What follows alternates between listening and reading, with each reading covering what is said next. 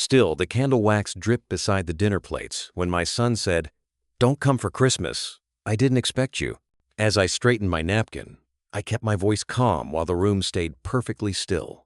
While the clock on the wall kept ticking, I realized how long I'd been paying for his silence instead of earning his respect. The same ticking followed me down the hallway as I opened my laptop, the house holding its breath. That's when it hit me: love shouldn't feel like obligation, and support shouldn't erase dignity. Still hearing the clock tick, I canceled the mortgage payment and let consequences finally speak. Before the story begins, tell me, where are you watching from? I hope your day's gentle and calm. Please like, subscribe, and let's start our story together. Jim set the table himself that night, even though Karen had told him not to bother. The plates were warmed, the candles lit, not romantic, just deliberate. He wanted the evening to feel calm, normal, a reset. For weeks, he'd been telling himself this dinner mattered, that if they could all sit in the same room without arguing, something might soften between him and Ethan. He straightened the napkins twice, glanced at the clock, and reminded himself to breathe. When Ethan finally arrived, he didn't look angry. That almost made it worse. He looked distant, like a man showing up out of obligation, not love. Jim tried to bridge the gap, immediately asked about work, about the new business idea Ethan had mentioned months ago. Ethan answered in short bursts, eyes drifting to his phone, shoulders tense. Karen jumped in where she could, filling silence with questions that didn't need answers. Megan wasn't there tonight. Jim had hoped she would be, thought maybe her presence would keep things balanced. Instead, the house felt too quiet, like it was waiting for something to break. They sat down to eat, forks scraped against plates. Jim cleared his throat and said he was thinking about Christmas, about everyone being together this year. No distractions, no tension. He said it carefully, like he was stepping onto thin ice. Ethan didn't look up right away. When he finally did, his expression was flat, rehearsed. "Don't come for Christmas," Ethan said. Then, almost as an afterthought, "I didn't expect you to anyway." The words didn't land all at once. They sank in, slowly, heavy and precise. Jim felt something tighten in his chest, like the air had been pulled out of the room. He stared at his son, searching for a crack in his expression, some hint of sarcasm, regret, anything. There was nothing, just certainty. Karen reacted first. "Ethan," she said sharply, her voice breaking through the silence, "that's not fair. You don't mean that." Ethan shrugged. "I do." Jim didn't raise his voice. He didn't slam his hand on the table. He just sat there, stunned by how easily it had been said. After everything, after the late nights, the bailouts, the quiet checks written without discussion, after covering the mortgage when Ethan's business started bleeding money, Jim had never asked for gratitude. He just assumed it was understood. "I didn't expect you," Ethan repeated, quieter this time, like he was clarifying a fact. Something shifted inside Jim then, not explosive, not loud, just a cold click, like a door locking from the inside. He stood up slowly, pushed his chair in, and walked toward the hallway. Karen called his name, confused, pleading, but he didn't answer. In the study, he opened his laptop, hands steady, in a way that surprised him. He logged into the bank account he'd set up years ago, the one he used to make sure Ethan never fell too hard. The cursor hovered over the scheduled payment. Mortgage cancel. One click. No speech. No warning. When Jim returned to the dining room, Ethan was already standing. "What's that supposed to mean?" Ethan asked, sensing something had changed, even if he didn't know what yet. "It means," Jim said evenly, "you don't get to tell me I'm not expected while I'm still carrying your weight." Karen looked between them, horror spreading across her face. "Jim, please, this isn't the time." Ethan laughed, sharp and disbelieving. "You're serious?" His chair scraped loudly as he pushed it back. "Fine. Do whatever you want." He grabbed his jacket, eyes hard now. "I don't need you." The door slammed behind him, rattling the frame. The house fell into a silence that felt permanent. Karen sank back into her chair, hands shaking. Jim didn't sit. He stood there, staring at the place where Ethan had been, replaying the words over and over. "I didn't expect you." Later that night, alone in the dark living room, Jim thought about birthdays missed to pay bills, about pride swallowed so his son wouldn't fail publicly. He wondered when support had turned into entitlement, when love had become invisible. And for the first time, A question he'd avoided for years finally surfaced. Had he helped Ethan? Or had he taught him that Jim would always be there, no matter how badly he was pushed away? Jim didn't sleep that night. He lay on his back, staring at the ceiling as shadows from passing cars slid across the room like slow-moving thoughts he couldn't outrun. Ethan's words replayed again and again, unchanged, each time cutting just as deep. "I didn't expect you." The calm certainty in his son's voice haunted him more than shouting ever could have. Jim told himself he'd done the right thing, that boundaries had to exist somewhere, but the confidence never settled. It hovered, fragile, easily cracked by memory. Karen sat up beside him just before dawn. She hadn't slept either. "You canceled the payment," she said quietly, not asking. "You didn't even talk to me." Jim turned his head toward her. "I've talked for years," he said. His voice was flat, exhausted. "It's never changed anything." "That's our son," Karen replied, emotion breaking through despite her effort to stay calm. "You don't punish him because he said something stupid." Jim exhaled slowly. That wasn't stupid. That was honest. He didn't say anything more. He didn't need to.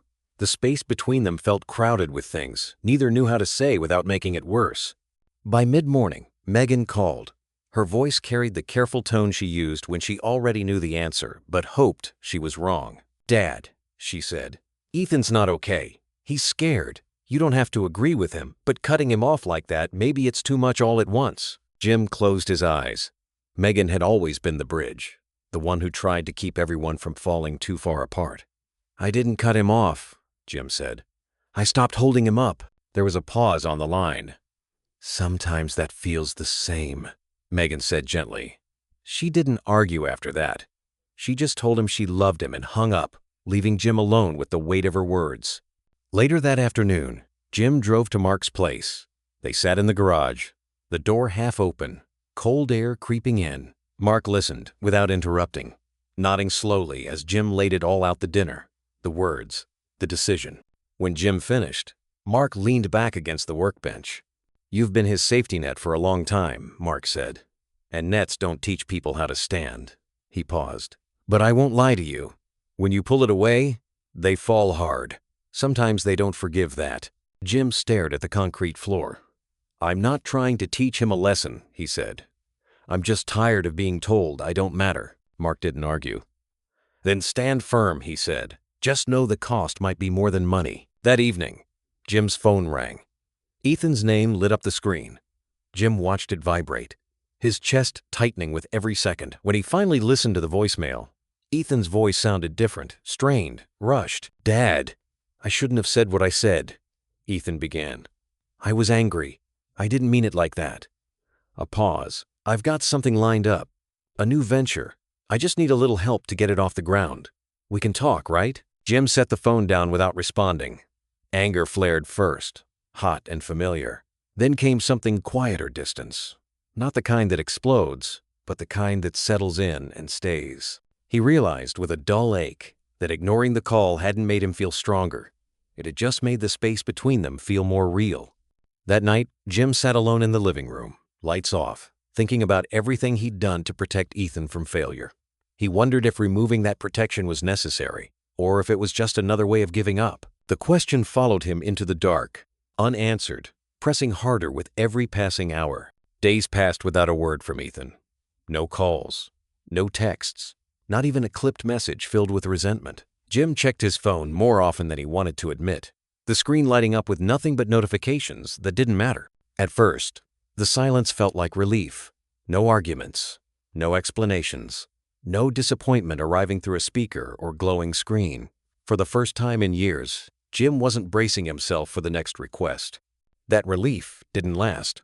It curdled into something heavier, something that sat behind his ribs and refused to move. Guilt crept in quietly, disguised as responsibility. Jim replayed his last words, the tone of his voice, the way Ethan had walked out without looking back. He told himself Ethan was a grown man, 32 years old enough to survive without a safety net. Still, every morning that passed without contact made Jim feel like he was the one being tested and failing. Karen refused to let the silence settle. "This can't go on," she said one evening, standing in the doorway of the study. "You're both waiting for the other to blink, and it's tearing this family apart. Jim didn't look up from his paperwork. He knows how to reach me. That's not the point, Karen snapped, then softened. He's proud. You know that. Just like you. Jim closed the folder and finally met her eyes. If I reach out now, what does that teach him? He asked. That he can say whatever he wants and nothing changes? Karen had no answer. She just shook her head, frustration and fear mixing on her face. I'm scared for him, she said quietly before walking away. Megan called 2 nights later. She didn't waste time. He's spiraling, Dad, she said. I don't know the details, but something's wrong. Can you please just talk to him? Jim leaned back in his chair, eyes closed. Every time I talk to him, he said, I feel like I disappear a little more. That's not fair, Megan replied, her voice tight. He's hurting too. Jim said nothing. He realized, with a dull sense of alarm, that he felt distant, even from her now.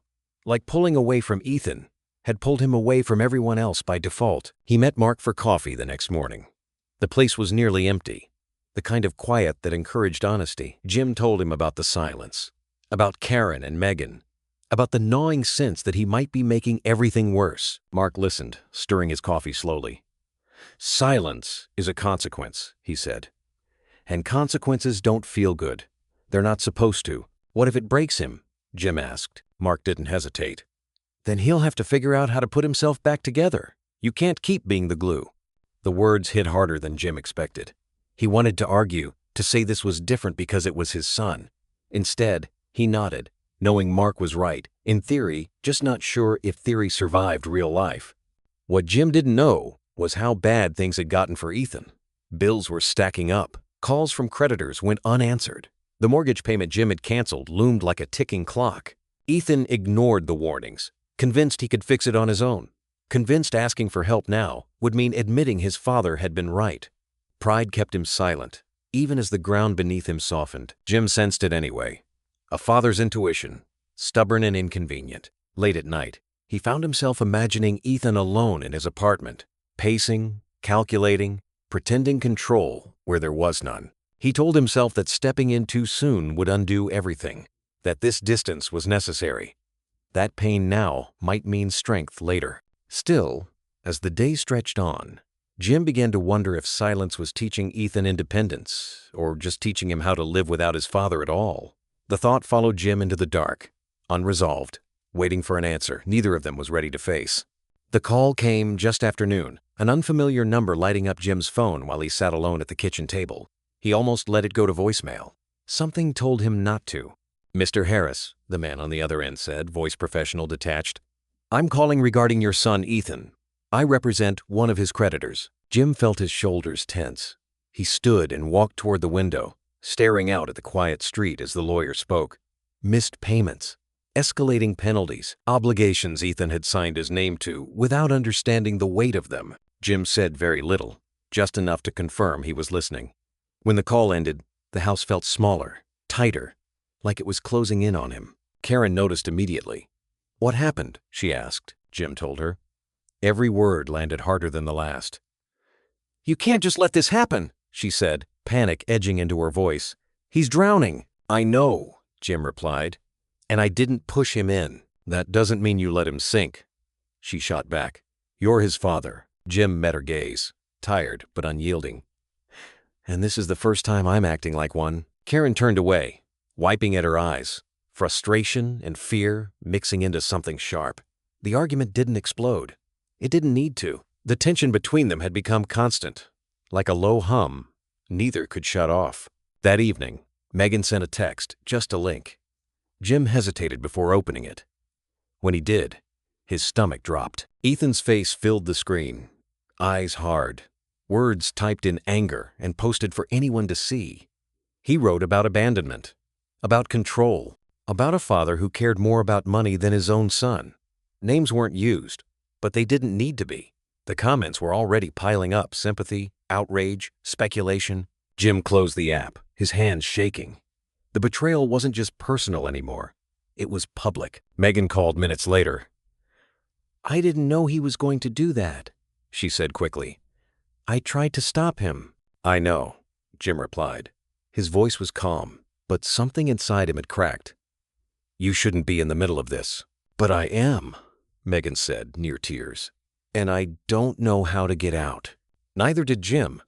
The next call came the following morning. This one carried a different weight. "Mr. Harris, this is Detective Linda Hartley." The name alone made Jim sit down. She spoke carefully, choosing her words with practiced precision. There were questions about Ethan's business dealings, irregularities, transactions that didn't line up. Nothing confirmed yet, but enough to warrant attention. Jim listened in silence, a cold knot forming in his chest. Fraud. The word echoed even after the call ended. He pressed his palms against the table, grounding himself, trying to breathe through the rush of guilt and anger colliding inside him. Karen saw his face and knew something had shifted. "What now?" she asked. Jim shook his head slowly. "I don't know." That night, he sat alone in the living room. Lights off, the glow from the street filtering through the window. He thought about the years he'd spent stepping in before things broke, fixing problems before consequences arrived.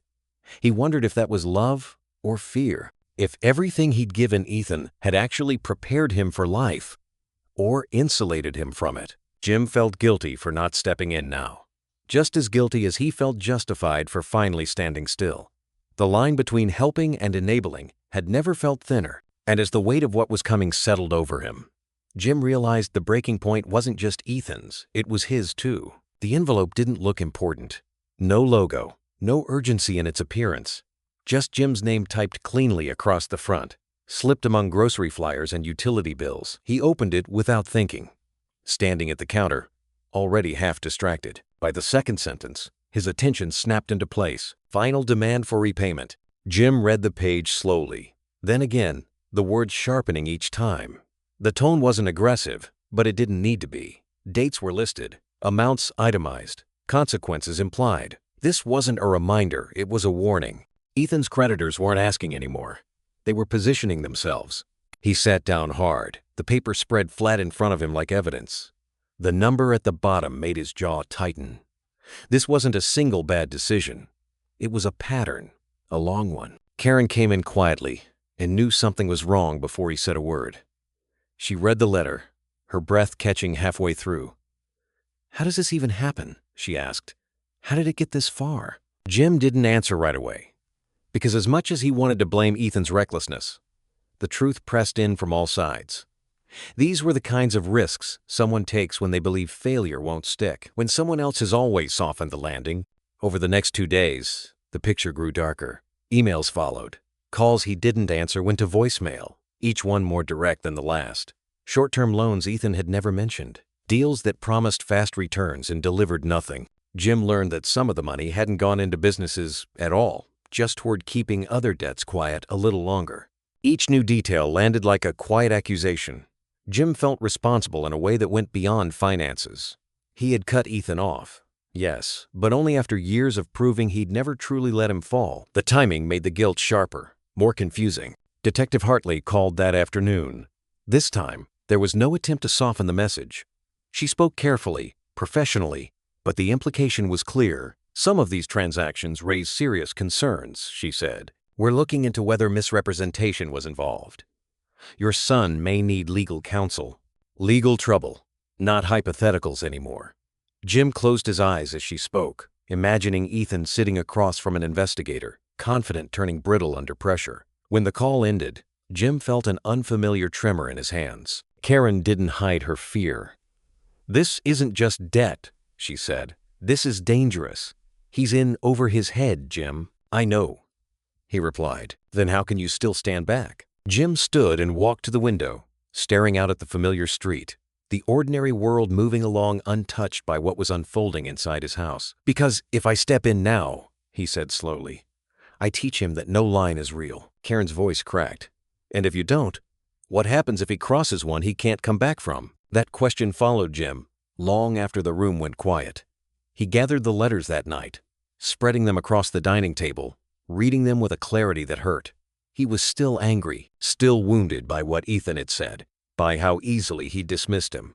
That anger gave him strength, but it also blinded him. Jim wanted to believe standing firm was the right call, that consequences had to land somewhere or they meant nothing at all. But as the reality of Ethan's collapse came into focus, Doubt began to creep in, quietly, persistently. He folded the last letter and set it aside, realizing that whatever decision he made next wouldn't just define his relationship with his son, it would define who he was willing to be when the cost of doing nothing finally became impossible to ignore. Jim woke before dawn, the house still and heavy. Around him, the quiet should have been peaceful, but it only gave his thoughts more room to move. Legal trouble wasn't like missed payments or angry words. It followed a person, marked them, changed how the world looked at them. Jim sat at the edge of the bed, elbows on his knees, wondering if letting Ethan face that alone was strength or cruelty disguised as principle. The pressure on Ethan was no longer abstract, it seeped into everything. Megan mentioned him sounding exhausted. Karen jumped every time the phone rang. Even the house felt tense, as if it were bracing for impact. Jim imagined Ethan juggling calls from creditors, dodging questions he couldn't answer, pretending he still had control. The image clashed painfully with the certainty Jim had clung to just days before. In the study, surrounded by old paperwork and quiet reminders of a life built through discipline, Jim thought about the past, not just Ethan's mistakes, but his own choices. Every time he'd stepped in early, every time he'd told himself it was temporary, that it wouldn't happen again. Jim had believed he was helping his son find his footing. Now he wondered if he'd been teaching him that the ground would always be there, no matter how recklessly he walked. Karen confronted him over breakfast, her voice steady but strained. "You're treating this like a standoff," she said. "It's not. It's our son." Jim didn't argue. He'd run out of clean defenses. "If I bend now," he said, "what does that say about everything I've said up to this point?" "It says you're human," Karen replied, "and that you don't want to lose him." That landed harder than any accusation. Jim turned away, jaw tight. Mercy felt like a step backward, like admitting he'd been wrong to draw the line at all. Later that day, Jim met Mark again, this time at a quiet park. They walked slowly, the air cold and sharp. Jim spoke without dressing it up. His fear, his anger, the gnawing sense that no option left him untouched. "You're not wrong for wanting him to feel consequences," Mark said, "but consequences don't have to mean abandonment." He stopped walking and faced Jim. "Ask yourself what you'll regret more, helping him now, or realizing later that you stayed out just to prove a point." That night, the call came. Ethan's voice sounded smaller than Jim remembered. No edge, no resentment, just fatigue. "I need a lawyer," Ethan said. "I don't know what I'm facing, and I'm scared." Jim closed his eyes as he listened. The anger was still there, coiled and familiar. So was the hurt. But beneath it all was something else. Recognition. This wasn't a demand. It was a request. After the call ended, Jim sat alone in the dark, weighing everything he built his stance on. He told himself he was protecting Ethan by forcing him to face reality, but the thought wouldn't leave him. Maybe he'd been protecting himself too, protecting his pride, protecting the belief that drawing a hard line made him strong. By the time Jim stood and turned off the lights, one thing was clear.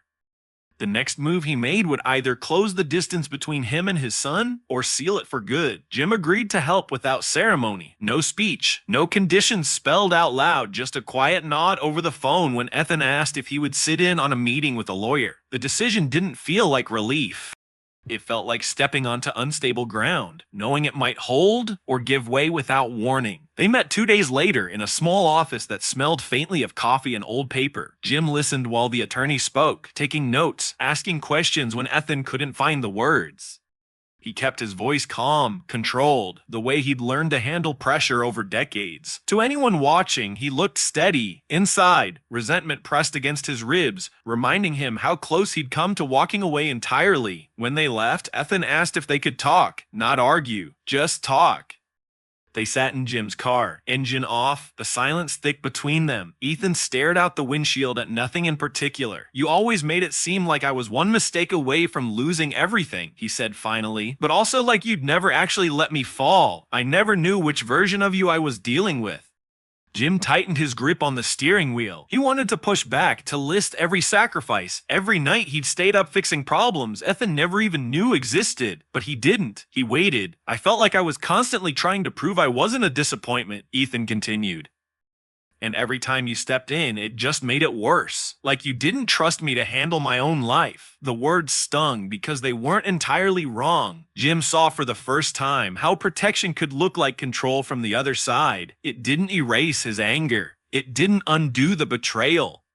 But it shifted something, just enough to make space for understanding. Karen noticed the change immediately. She didn't push too hard, but she stayed close, urging Jim to listen more than he spoke. He needs to know you see him, she said quietly, not just his mistakes. That night, Jim thought about his own father, a man who believed silence was strength and emotion was weakness. Praise had been rare, approval, conditional.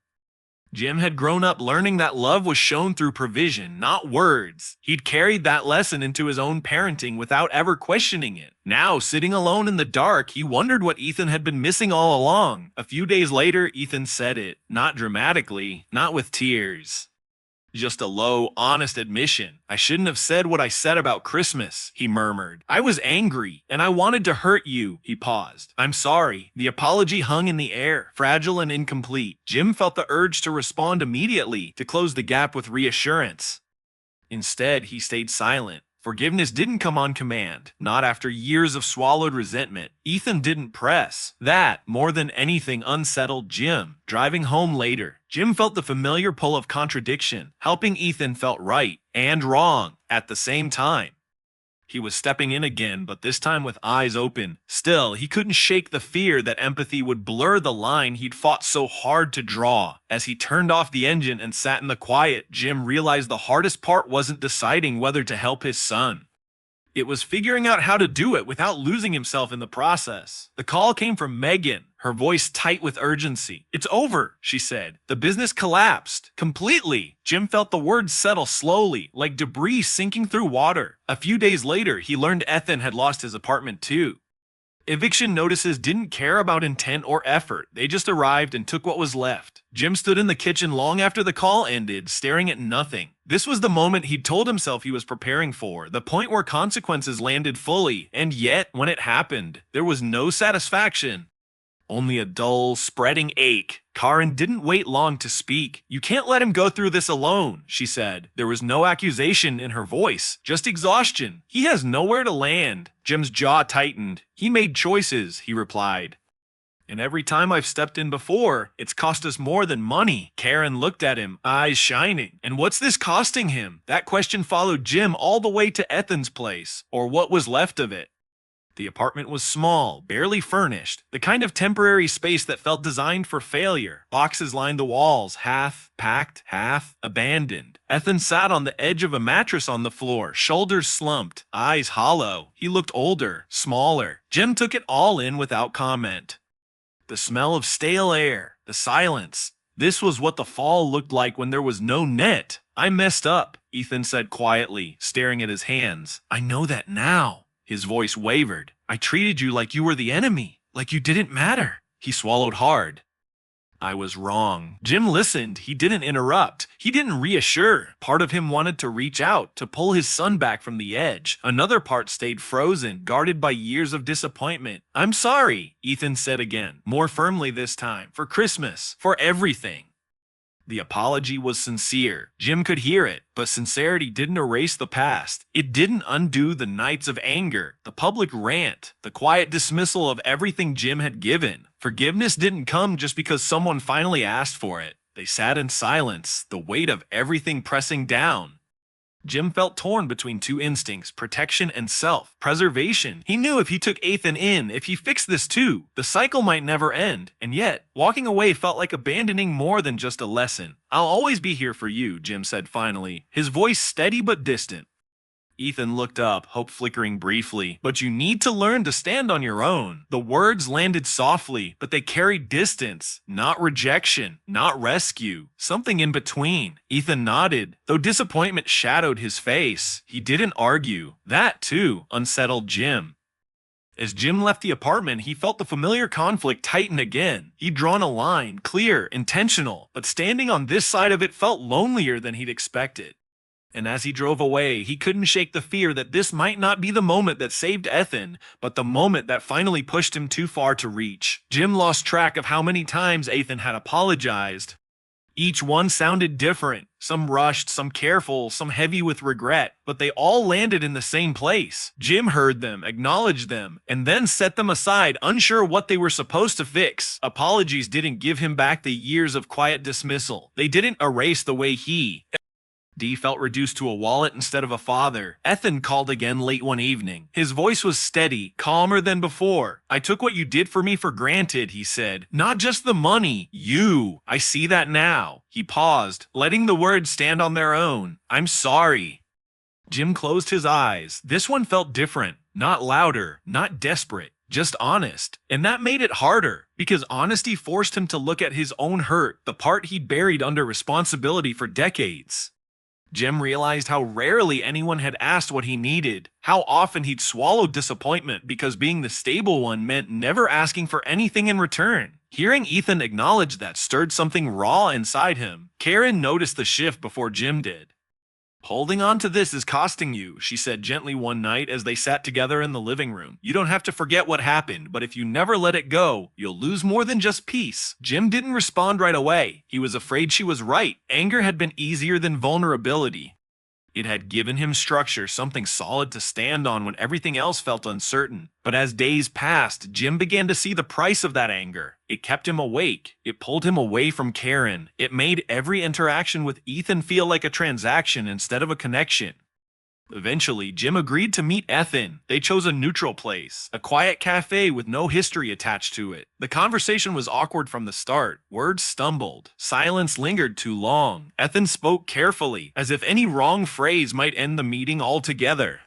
Jim listened, arms crossed. The old defense is still in place. He wanted to believe things could be different. He just didn't know how to get there without losing himself again. "I don't expect you to trust me," Ethan said. "I just want the chance to earn it." Jim studied his son's face. There was no defiance left there, just weariness and resolve. He realized then that forgiveness didn't mean pretending the damage hadn't happened. It meant deciding whether he was willing to move forward despite it. "I'll give you another chance," Jim said slowly, "but it won't look like before." He laid out boundaries clearly. No financial rescues without accountability. No silence when things started to slip. No assumptions that Jim would always step in. Ethan nodded, accepting the terms without argument. That mattered more than Jim expected. As they stood to leave, Jim felt no rush of relief, no sudden warmth. Just a cautious opening, narrow and fragile. Healing, he understood now, wasn't a moment. It was a process measured in restraint, honesty, and time. Driving home, Jim wondered if he'd done the right thing. Letting go of anger felt risky. Holding onto it had felt safe. The road ahead was uncertain, and forgiveness, reluctant as it was, had already begun to demand more from him than resentment ever had. Jim thought he had already seen the worst of it. The letters, the calls, the hollow apologies. He believed he understood the shape of Ethan's collapse. He was wrong. What surfaced next wasn't a continuation of the damage. It was the foundation beneath it. The documents arrived in a thick folder from the attorney Jim had retained to review Ethan's situation. Jim spread them across the dining table, reading slowly, methodically. Shell accounts, layered loans, investors who didn't fully understand where their money had gone. This wasn't a few bad bets made in desperation. It was a system, messy, reckless, and far-reaching. Jim felt a cold pressure settle behind his eyes as the scope became clear.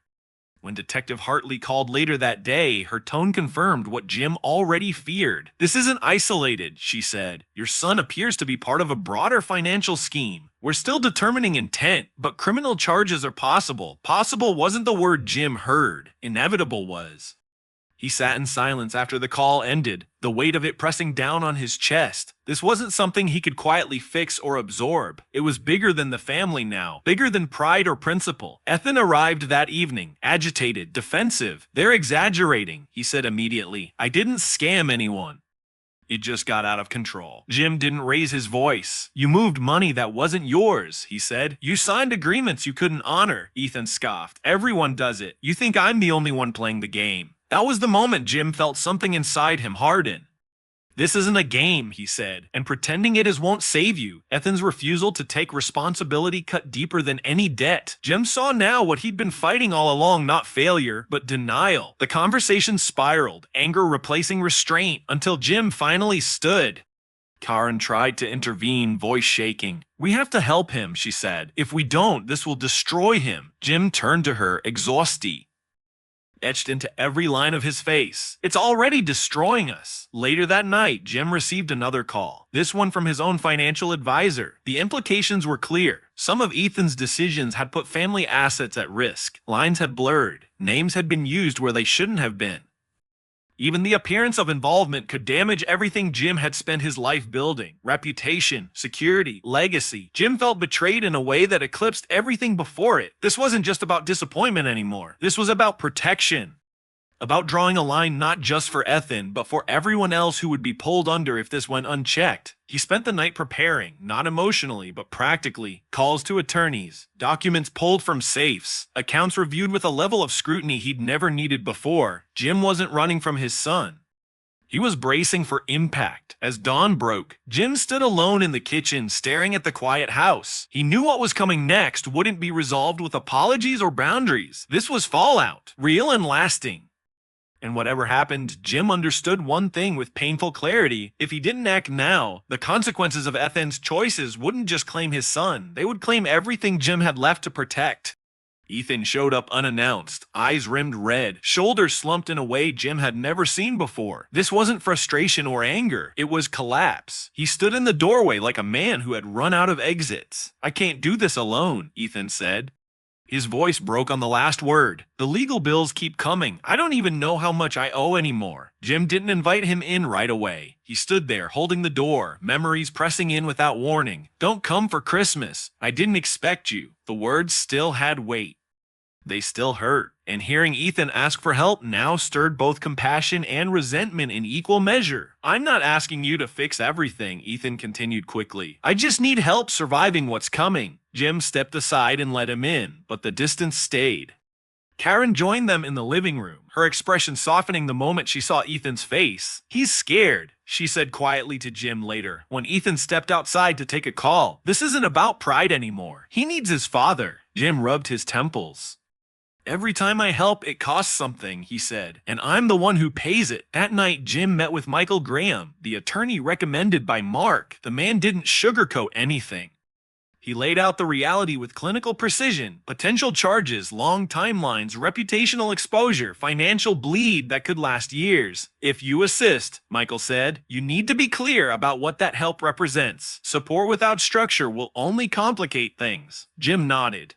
For the first time, helping didn't sound like weakness. It sounded like strategy at home. Jim and Karen sat at the kitchen table long after midnight. No raised voices, no accusations, just exhaustion and truth. "I know you're afraid of enabling him," Karen said, "but walking away completely will haunt you." "I see it already." Jim stared at the wood grain beneath his hands. "And what happens when he fails again?" he asked. "What does that do to us?" Karen reached across the table and took his hand. "Then at least you'll know you helped him face it honestly, not protected him from it." The next morning, Jim asked Ethan to come over. He didn't pace. He didn't rehearse. He spoke plainly. "I'll help," Jim said. Ethan's head snapped up, relief flooding his face. But Jim held up a hand. "This time, it's different."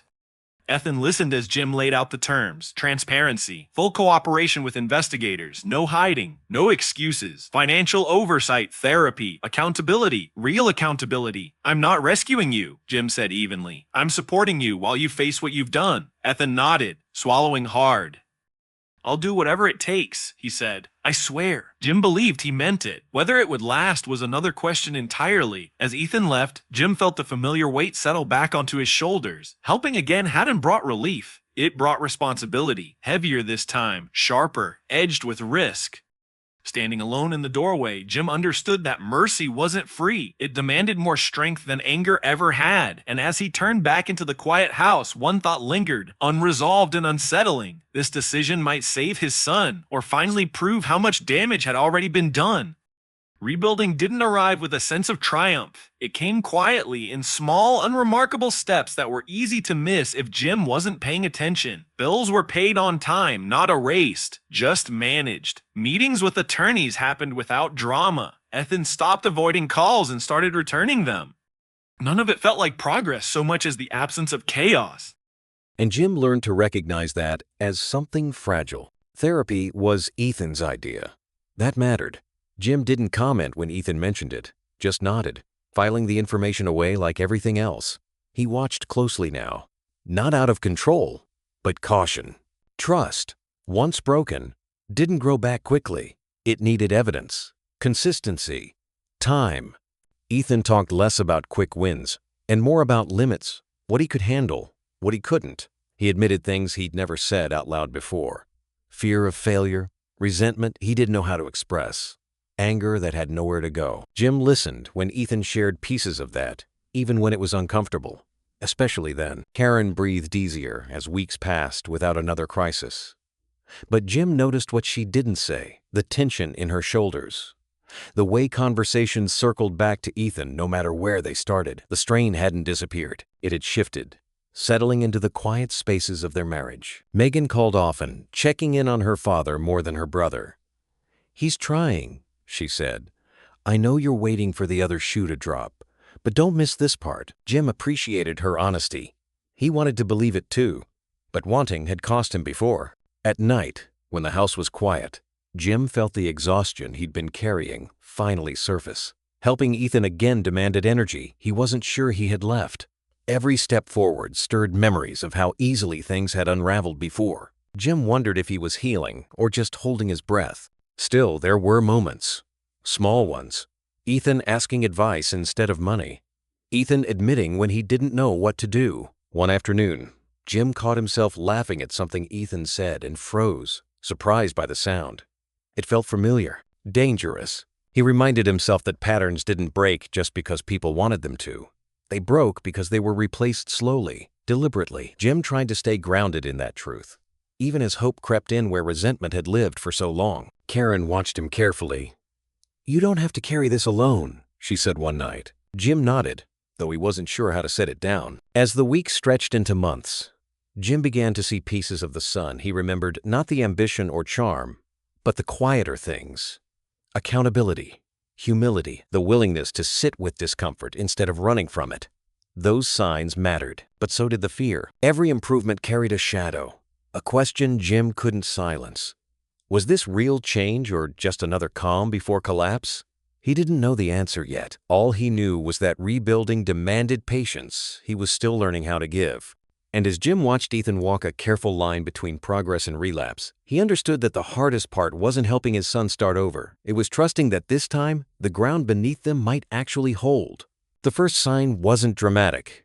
Ethan missed a therapy appointment and brushed it off as a scheduling mix-up. A week later, he mentioned an interview that never quite materialized. Jim noticed the pattern immediately, not the failures themselves, but the explanations that followed. Familiar, polished, just convincing enough to invite doubt. Jim said nothing at first. He told himself progress wasn't linear, that setbacks were part of change. Still, the old vigilance returned, sharp and unwelcome. He found himself listening more closely, asking questions he hadn't needed to ask weeks earlier. Trust, once shaken, had a way of retreating fast. When Ethan fell behind again, this time on commitments, he'd insisted he could handle. Jim felt the weight settle in his chest. Had helping been a mistake? The thought came uninvited, carrying the bitter reminder of every time optimism had cost him more than he was prepared to lose. Karen noticed the shift. "You're pulling away," she said one evening. "He feels it." Jim didn't deny it. "I can't pretend this isn't happening," he replied. "I've seen this before." Her frustration surfaced, controlled but clear. "And I've seen you hold on to the past so tightly that it leaves no room for the present. Family is about second chances, Jim, not constant tests." Megan stepped in before the tension could harden. She didn't choose sides. She rarely did. "Dad," she said gently, "you're waiting for him to fail. I get why, but if you never let go of what he was, he doesn't get a chance to become anything else." The words stayed with Jim longer than he wanted to admit. Letting go felt dangerous, like erasing the lessons he'd paid for in disappointment and anger. But holding on was exhausting. It kept him stuck in a cycle of suspicion that gave neither of them peace. Then Detective Hartley called. Her update was brief and precise. The investigation was moving forward. Evidence was being reviewed. Outcomes were uncertain, but consequences were likely. Jim thanked her and ended the call, his thoughts already racing ahead. Legal consequences changed the equation again. Jim could stand by emotionally, offer stability, reassurance. But support now carried implications: financial, reputational, personal. He'd already risked so much. How much more could he absorb without breaking himself? That night, Jim sat alone in the living room. Lights off, the house quiet. He thought about trust not as something freely given, but as something constantly negotiated. He wanted to be there for his son. He also wanted to sleep without bracing for the next call. Supporting Ethan through another storm meant reopening wounds Jim had barely begun to heal. Stepping back meant accepting distance that might never close again. By morning, the choice still waited, heavy and unresolved. And as Jim stared out the window, watching the day begin without regard for his dilemma, he realized the burden of trust wasn't deciding whether to believe in his son. It was deciding how much of himself he was willing to risk in the process. The lie was small, almost forgettable on its own. Ethan said he'd attended his therapy session that week, mentioned a conversation with his counselor that sounded just specific enough to be true. Jim didn't challenge him in the moment. He just nodded, filed it away, and later quietly checked the appointment log Ethan had agreed to share. The session hadn't happened. Jim felt the familiar sting, sharp and immediate. It wasn't anger first. It was disappointment, deeper than before, because this time Jim had let himself believe progress meant honesty. He didn't confront Ethan right away. He withdrew instead, the way he always did when words felt useless. Short answers. No follow-up questions. Emotional distance, disguised as calm, Ethan noticed. "What's wrong?" he asked one evening, irritation creeping into his voice. Jim looked at him for a long moment. "You tell me," he said. The silence that followed said everything. Karen stepped in before the conversation could explode. "Enough," she said, voice tight. "We're not doing this again." But her frustration wasn't aimed at just one of them. It spilled in both directions. "I'm tired of being the referee. I'm tired of choosing sides." Jim heard the hurt beneath her words and felt another layer of guilt settle in. He knew his withdrawal was punishing everyone, not just Ethan. Still, pulling back felt safer than being disappointed again. Megan tried next. She always did. She called Jim later that night, her voice gentle but firm. "You don't have to forget what he's done," she said. "But if you stop believing change is possible, then what's the point of any of this?" Jim wanted to agree. He wanted to tell her she was right. Instead, he said nothing, because believing again felt like setting himself up for another fall. Ethan's behavior shifted after that. Missed calls, defensive explanations. The careful effort of rebuilding gave way to something reckless and familiar. When Jim finally confronted him about the lie, Ethan snapped. "I knew you were just waiting for me to screw up," he said. "So why does it matter?" The words hit hard. "It matters because you promised," Jim replied, his voice controlled but strained. "And because I believed you." The argument escalated quickly. Old grievances resurfaced, accusations stacked on top of apologies that no longer carried weight. By the end, both men stood on opposite sides of the room, exhausted and unmoving, the distance between them wider than ever. Karen watched it unravel, tears in her eyes. "We're falling apart," she said quietly. No one argued with her. Later that night, Jim sat alone, replaying the confrontation. He wondered if he'd been too rigid, too quick to retreat the moment things slipped. He questioned whether his standards were helping Ethan rise, or pushing him back into the very patterns they were trying to break. But every time Jim considered softening, the memory of betrayal rose up, demanding caution. The house felt divided now. Conversations were careful, laughter rare. Everyone carried the weight of divided loyalties, unsure who would break first or if anyone could mend what had fractured again. As Jim turned off the lights and headed to bed, one thought lingered, heavy and unresolved. If trust couldn't survive honesty, and forgiveness couldn't survive disappointment, he didn't know what was left to hold this family together. The request came wrapped in reason, the way they always did. Ethan didn't ask outright. He never did anymore. He talked about timing, about temporary gaps, about how one more push would stabilize everything. Jim listened in silence, already feeling the weight of recognition settle in his chest. He'd heard this version before. Different words. Same shape. "I just need help covering this month," Ethan said, careful, measured. "After that, I'll be back on track." Something inside Jim finally gave way. Not loudly, not all at once, but completely. He realized he wasn't angry anymore. He was tired, in a way that reached past emotion, into something permanent. "No," Jim said. Ethan blinked, surprised by the finality. "Dad, you don't understand." "I understand perfectly," Jim cut in. His voice was calm, almost distant, and that seemed to unsettle Ethan more than shouting ever could. "You're not asking for help. You're asking me to pretend this is temporary when it's not. Ethan's frustration flared. You said you'd support me. I said I'd support you while you took responsibility, Jim replied. Not while you kept lying. The word landed hard. Ethan stiffened. I'm not lying. Jim laughed once, sharp and humorless. You lied about therapy. You lied about work. You lied about money. And now, you're lying to yourself if you think this is different. The room went still. Karen hovered near the doorway, dread written across her face. She could feel the shift, the moment slipping past the point of recovery. Ethan's voice rose. You never believed in me anyway. Every time I messed up, you were already waiting to say, I told you so. Jim stepped closer. No, he said quietly. I was waiting for you to stop. Ethan froze. I've given you everything, Jim continued, the restraint finally cracking. Money, time, protection, second chances you didn't earn. And every time, you threw it away like it didn't matter. His voice hardened. I can't keep enabling this. The word hit Ethan like a blow. His face crumpled, anger collapsing into something raw and exposed. I tried, he said, his voice breaking. I was never enough for you. No matter what I did. Jim felt the sting of that truth lodge, somewhere deep. For a moment, the room blurred. He thought of all the ways he'd shown love without ever saying it, of how he'd assumed provision was enough, of how silence had become his default language. Karen stepped forward, tears spilling freely now. Please, she said to Jim. He's hurting. We're all hurting. Don't do this. Jim closed his eyes. He wanted to reach for her, for Ethan, for anything that would soften the moment. Instead, he stood his ground. If I keep stepping in, he said, voice low, nothing changes, and I can't survive that anymore. Ethan looked at him as if seeing him for the first time and losing him all over again. He didn't argue.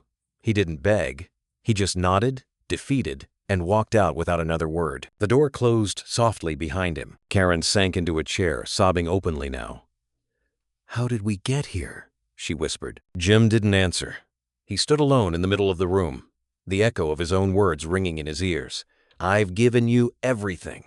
The statement felt true and hollow at the same time. Later that night, Jim sat in the dark, the house unnaturally quiet. He replayed the confrontation over and over, wondering where the line between discipline and distance had truly been drawn. He questioned whether standing firm meant strength or failure disguised as resolve. For the first time, Jim allowed himself to consider the possibility that he hadn't just failed to save his son. He might have failed to truly reach him at all. And as the weight of that realization settled in, Jim understood that whatever came next, legal consequences, distance, reconciliation, or loss, there was no going back to who they had been before this moment.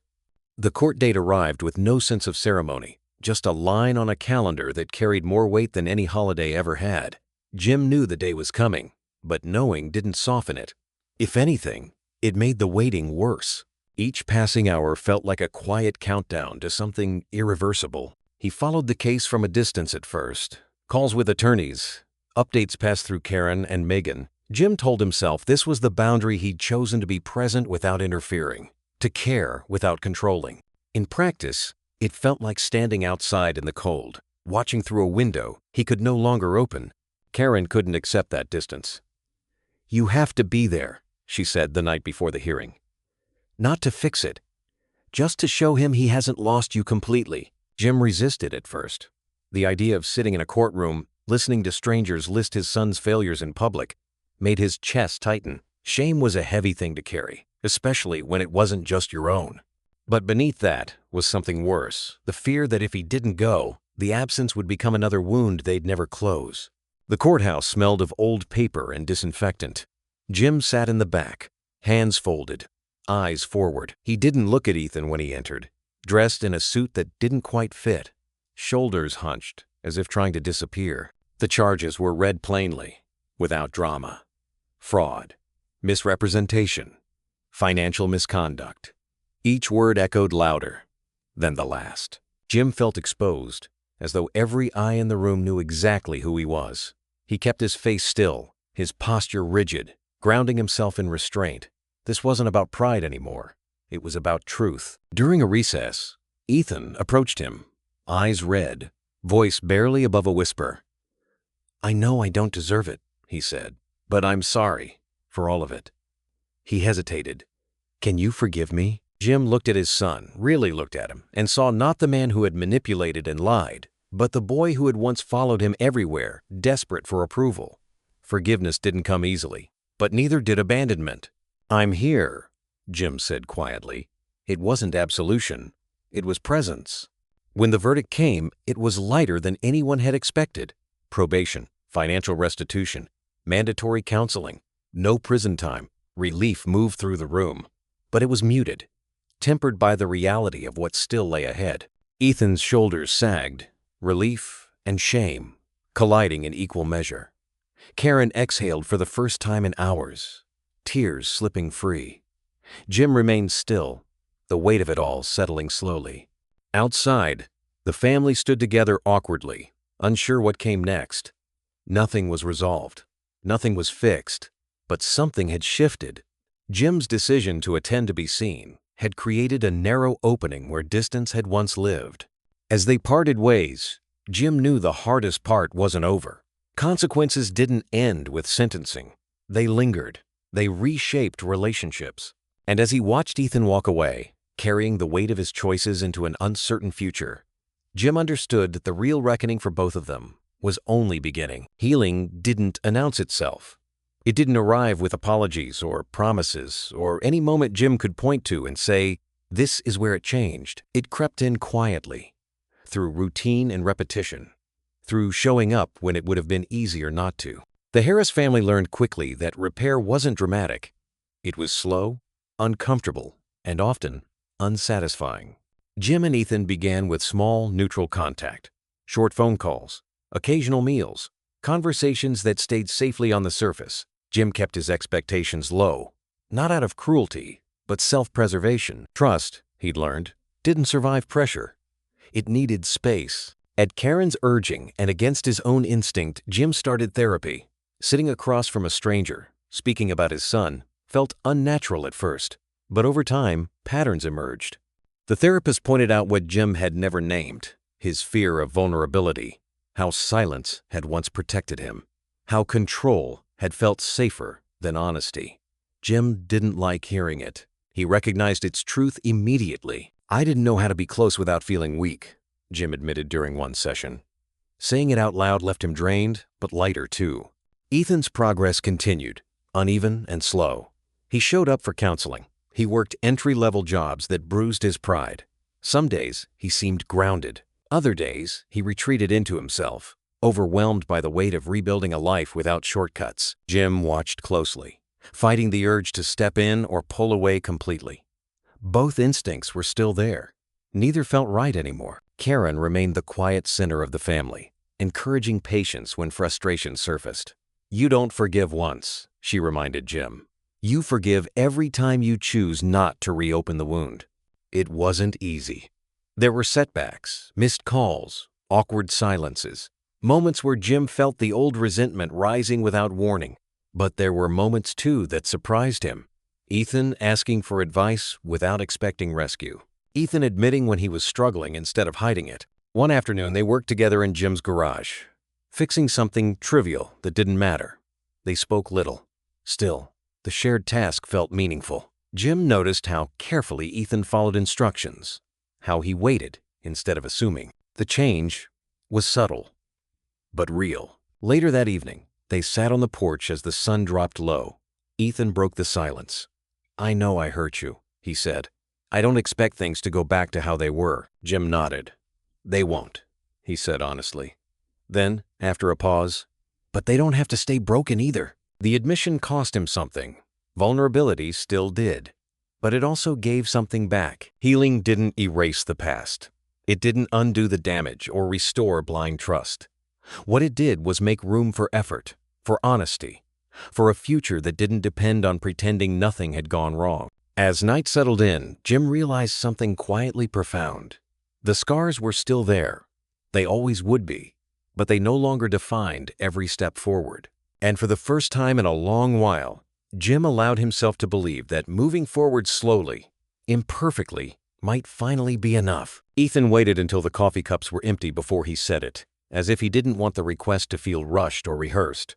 "I'm thinking about starting something new," he said. "Not big, not fast." He hesitated, then added, "I'm not asking for money." The words landed quietly, but they shifted something inside Jim immediately. He studied his son's face, expecting the familiar follow-up, the numbers, the timeline, the soft pressure disguised as optimism. It never came. Ethan just sat there, hands wrapped around the mug, eyes steady, almost cautious. "What kind of help are you asking for?" Jim said. "Advice," Ethan replied. "That's it. I need to know if I'm thinking clearly this time." For a moment, Jim didn't answer. He felt the reflex to brace himself, to search for the catch. But as he listened to Ethan outline the idea, slow, realistic, grounded, Jim realized something uncomfortable and undeniable. This wasn't desperation. It was ownership. Jim leaned back in his chair. "Okay," he said. "Then let's talk it through." They spent the next hour dissecting the idea piece by piece. Jim asked hard questions. Ethan didn't dodge them. When Jim pointed out flaws, Ethan didn't get defensive. He took notes, adjusted, listened. Jim found himself offering insight instead of warnings, guidance instead of conditions. For the first time in years, he felt useful without feeling used. Karen noticed the shift that evening. Jim was quieter, lighter somehow, the tension that had lived in his shoulders finally easing. "Something changed," she said. Jim nodded.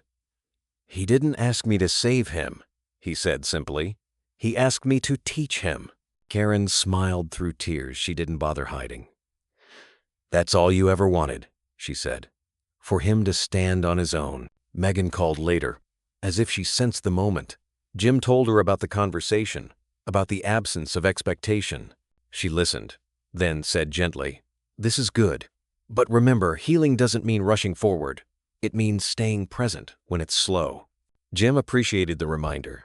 He knew better than anyone how fragile progress could be.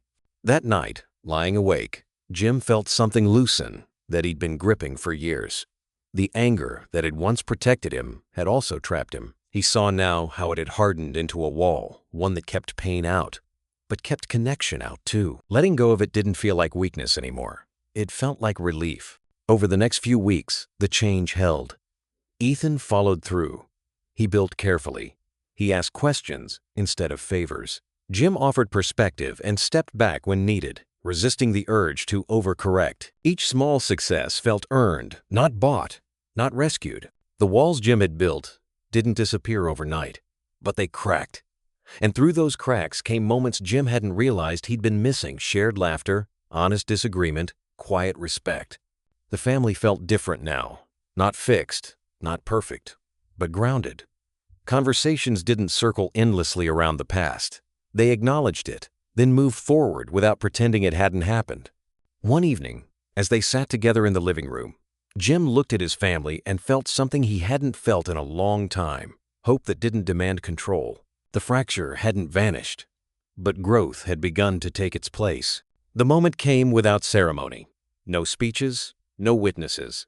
Just Jim and Ethan standing in the quiet of the garage, the door half open, winter air drifting in. Ethan broke the silence first. "Thank you," he said. Not rushed, not heavy, just honest. "For believing in me again, even when it would have been easier not to." Jim nodded, hands resting on the workbench. He didn't rush to respond. Belief, he'd learned, wasn't something to give lightly anymore. "You earned the chance," he said finally. "Don't waste it." Ethan smiled, small, but real. That mattered. Later that evening, the house filled with familiar sounds. Plates clinked. Laughter rose and fell unevenly. Careful, but genuine. It wasn't a perfect holiday dinner. Nothing about their family was untouched by what they'd been through. But the tension that once dominated the room had softened. Progress didn't need perfection to feel meaningful. Jim watched from his seat at the table as Ethan helped in the kitchen, moving with a confidence that wasn't borrowed anymore. He thought back over the past year, the anger, the fear, the nights spent wondering if he'd lost his son for good. The journey hadn't followed the path he would have chosen, but it had taught him something he hadn't known he needed to learn. Love wasn't about control. It was about boundaries strong enough to hold without suffocating. Karen caught his eye across the table and smiled. There was relief there, gratitude. They'd been tested in ways neither had expected, but standing together through it had changed them too. Later, when the dishes were done and the house settled into quiet, they sat side by side on the couch, hands intertwined like they used to be. Rebuilding their marriage felt natural again, grounded in honesty rather than endurance. Ethan talked about plans for the coming year, not grand ambitions, but realistic ones. He spoke about responsibility without resentment, about wanting to build something that didn't rely on shortcuts. Jim listened, offering encouragement when asked, stepping back when he wasn't. Watching his son stand on his own felt different this time, lighter. As the evening wound down, Jim stepped outside, breathing in the cold air. He felt the weight of the past loosen, not gone, but no longer pressing. He'd learned that forgiveness didn't erase accountability, and accountability didn't erase love. The balance mattered. When Ethan joined him, they stood together in silence, comfortable in a way they hadn't been for years. No words were needed. The family was still scarred, always would be, but scars meant survival. And as Jim looked back toward the warmth of the house, he understood something with quiet certainty. They weren't just moving on. They were moving forward. They walked without a destination, just the quiet rhythm of footsteps on a familiar path. The air was cold but clean, the kind that sharpened the senses and slowed the mind. Jim hadn't planned the walk. Neither had Ethan. It simply happened, the way the most important moments often did. For a while, they said nothing. Silence no longer felt like distance between them. It felt earned. "I think about how bad it got sometimes," Ethan said at last. "About how close I came to losing everything." He glanced at Jim. "Losing you." Jim nodded. He thought about it too, more than he admitted. The anger, the fear, the certainty that he'd failed in ways he didn't yet know how to name. "Pain has a way of teaching lessons we ignore when things are easy," he said. Ethan stopped walking, turning to face him. "I didn't understand what forgiveness actually cost," he said. "I thought it was something people owed each other." Jim met his gaze. "Forgiveness isn't easy," he said slowly, "but it's the only way to heal. Not because it excuses what happened, but because carrying the weight forever destroys both sides." They resumed walking, the path stretching ahead, quiet and open. Jim felt a sense of peace he hadn't allowed himself before, not because the past no longer mattered, but because it no longer controlled every step. At home, the family had settled into something gentler, not perfect, honest. Evenings were quieter now, filled with simple moments that once would have gone unnoticed: shared meals, laughter that came easily, conversations that didn't circle back to old wounds. Karen moved through the house with ease again, the strain in her expression replaced by something steadier. Ethan stood differently now. There was confidence in his posture that didn't come from borrowed security. He handled his responsibilities without deflection, without drama. When setbacks came, he faced them directly. Jim watched from a careful distance, proud without hovering. Seeing his son stand on his own filled Jim with something close to closure. Not relief, acceptance. He understood now that his role wasn't to protect Ethan from pain, but to teach him how to move through it without breaking. One evening, they sat together in the living room. The quiet, comfortable, familiar. Jim realized how far they'd come, not just as father and son, but as people willing to face the truth about themselves. The journey had stripped them down, forced honesty where denial once lived. They had come through the darkest times, and they had not come through unchanged. As Jim watched Ethan step into his future with determination earned the hard way, he felt something settle inside him at last. The fear that had once driven every decision loosened its grip. Love, he'd learned, didn't mean control. It meant trust built on boundaries and respect. Later, as Jim and Ethan walked on together, side by side, the road ahead felt uncertain but no longer frightening. They walked forward, not forgetting the past, but no longer bound by it, father and son moving into the future, their bond stronger than ever, a testament to the power of forgiveness and love.